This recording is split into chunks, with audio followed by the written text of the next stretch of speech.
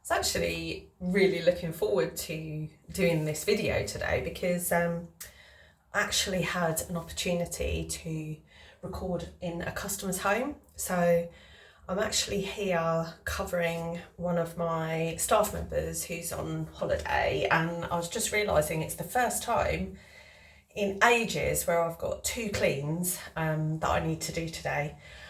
Because obviously I'm staff now, and I've handed over all of the customers and the clients are handed over to staff. So it was just an opportunity today because obviously I can't really record when customers here. The customer's out, and I just thought I'll just take this opportunity before I dive in. I'm in the customer's ensuite bathroom, and I've only ever been here once, and that was to kind of do twice I was here to do the first clean for the family, and then to introduce our new member of staff. So I haven't been here for a long time. I had to actually check the notes as to what it is we do. But that's the great part about running a business, isn't it? You take on the client and then you hand it over to the staff. So what I really wanted to cover today was the fact that I'm here, So while I'm happy to be here and cover the clean, all of my learning really this year has been around staffing and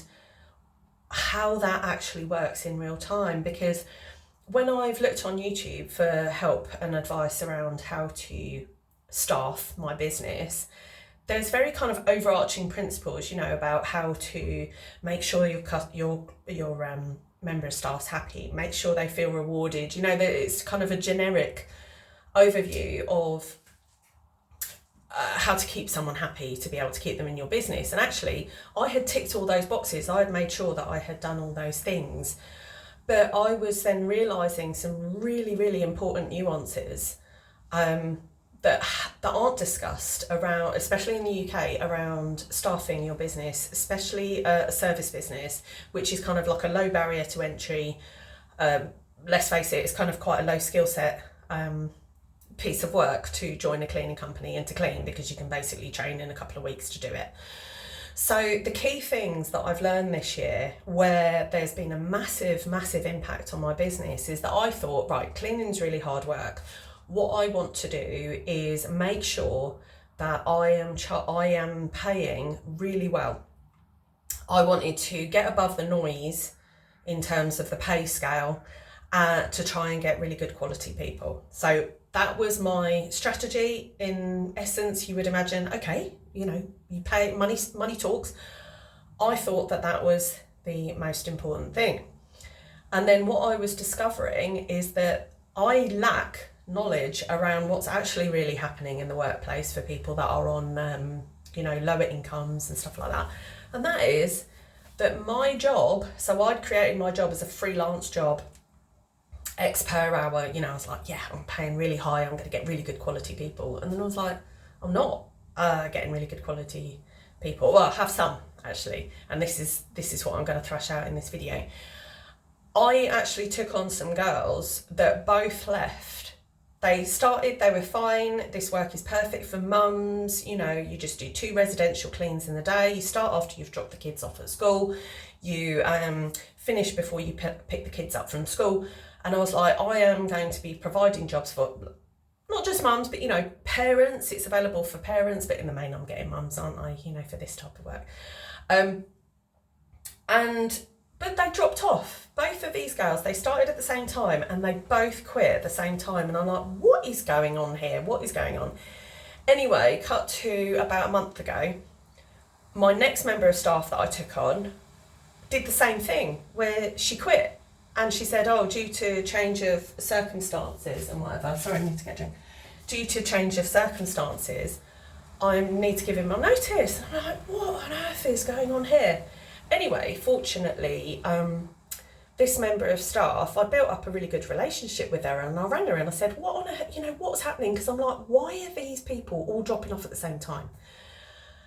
And she says, and this was the revelation where my mind just went, she said that she'd had a meeting with Universal Credit, it's like the benefits office or whatever here, and they did not like her being a freelancer at all. And they said to her, you need to have a job at 20 hours minimum a month, and to keep getting your universal credit.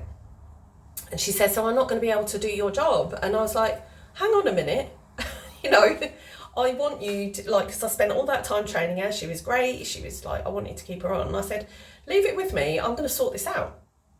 So while I had never actually wanted to go down the employment route, because I don't actually like the employment model in the UK for myself, and I was like, actually, I'd much prefer to pay people a higher rate of pay. It gives us a lot more flexibility. But actually, the reality is that I don't want to discount potentially really good people coming that want to work and that are willing to work, simply because the way I've structured my job doesn't align with universal credit. And the reality was, and this is what I was saying to my member of staff, I won't say her name or anything, that you are the avatar of the person that I want within my business. She's a mum, she wants to work during the day, she wants to be home for her kids, the work fits in really well with family life. That's kind of who I'm looking for. So I need to bear in mind that there are going to then be a lot of people coming potentially for my job that are on universal credit that need a fixed number of hours. So what I've done over the last month or so is go down the rabbit hole of employment. But I've got it sorted now. So we've got the contract, I've set it all up with payroll through my accountant. Yesterday and the day before, I was like in death by policies and procedures, because when you employ, you obviously need a whole load of documentation to kind of cover yourself basically as an employer. So that's been an area of learning for me that I'm very lucky that I actually had that information, because while you would expect people when they're taking on a role, and it was very clear from the outset that my role is freelance, you would expect people to kind of suss out or check out with the benefits office, is this going to be compatible? People weren't doing that. And then they were coming into my job, the amount of work it took as a small business owner to get them all allocated, all of their cleans, the admin and the training involved in taking on a new member of staff is massive. So that when you lose them, it's a huge drain of resources, both time and financially. That now I'm like, okay, I've got two options, and I will directly tell people. So now I'm recruiting again, and I'm actively saying to people, if you are not on benefits, this route, you could choose this route, which is the freelance route at X per hour. Or if you're on universal credit, they're not going to like you freelancing. This is the route you can go, and you can be fully employed. So I am heading things off at the pass and making sure that people know, because leaving it to chance, and it kind of blows my mind that people will start a job and not kind of fully check out, the lie of the land. But ultimately they came in, they earned their money, and then they left, but I was left with like a huge deficit. So it's up to me to troubleshoot that and put those protective measures in place.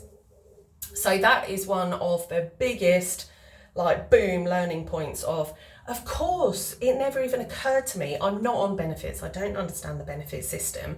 But now I know that the benefit system wants people to be working at least 20 hours a week. I'm like, right, I will create a job where that matches perfectly for the people that I'm taking on, so that I'm more likely to get good people coming through, right? So hopefully that's going to work out. And actually, where I am at this clean right now, the member of staff is finishing she's just been paid up and everything for her final stage of the freelancing. And then when she comes back to work next Tuesday, she is then on an employed contract. So I'm just covering her cleans in between. And that brings me on to this element of how, because I've built out and I'm kind of I'm going down the rabbit hole of staffing. I'm learning by making lots of mistakes and just learning really, really fast about what to do. In the main, nearly all of the clients now are covered and allocated to staff. But I'm here, right? I'm here in someone's bathroom right now, and I'm thinking to myself, how the next stage of what I need to figure out here is, how do I make it so that I'm not covering cleans when a staff member goes off on holiday? Because the thing is, of course, people are entitled to holiday. You're entitled to 28 days holiday here in the UK. That's like 5.3 weeks or something, something around that. That's a lot of time that if I don't cover those cleans, that we would have to, firstly, we would, if I don't come out and cover it, firstly, the client doesn't get their continuity of their service, and I kind of liked the customer to keep their continuity of service. But also that revenue's gone, that revenue's gone for that period of time. And while when I'm going to have employees, I still have to pay them during their holiday. So a lot of these nuances around employment, the information isn't out there, it's not available. So that's what I want to do with this channel, is to really dig deep into what the challenges are, what the, learn from my failures, basically. I mean, if I'd seen a video 6 months ago or even 8 months ago that mentioned about the conflict of, and the need to really consider universal credit, oh my gosh, I would have saved thousands and thousands in time and energy, and lost finances, where I was trying to mop up the mess basically of people leaving when they discovered the work wasn't compatible. So I'm hoping anybody in the UK that's taking on staff that is just dipping their toes in will hopefully see this and then learn from my mistakes, So I've learned those lessons now. But yeah, the next point then is about what I'm trying to learn, or what I'm trying to figure out, and what I'm kind of just thrashing out in this video today, is how I get to the point where I can keep my clients all covered when my staff go on holiday without me needing to get back in the field again. Because the reality is that while I'm out here, and yes, I'm only covering for a couple of days this week, that's time, I shouldn't be in a bathroom. I should be back at home, working on new sales, getting new sales in, promoting, marketing, going out on home visits. I'm very mindful of the difference between $10 work, $100 work, and $1,000 work. Yeah, and how you see how your time's allocated. And at the moment, while I'm in here in the bathroom, I am effectively doing $10 an hour work.